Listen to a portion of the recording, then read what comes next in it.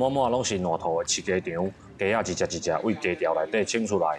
伫水上乡的客务专业者讲，即届大雨的水因为落米悬，造成设备害去，死去的鸡仔都6万只，损失惨重。6万只的话，一只以400块的话，大概是240万嘛。所有的电器设备大概要2000万，那合计的话，包括洗选淡季的话，大概应该损失6000万以上。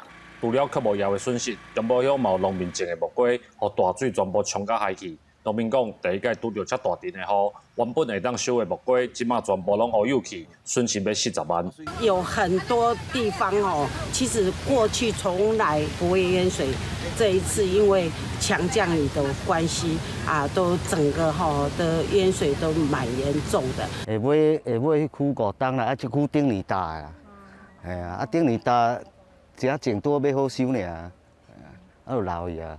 为了了解农民的损失，嘉义县政府12早时到灾区现场会勘，农业处表示，目前初步统计农业损失大约是2500万，有且各单位继续统计，县府会向中央争取天然灾害救助，补贴农民的损失。记者林慧婷，嘉义报道。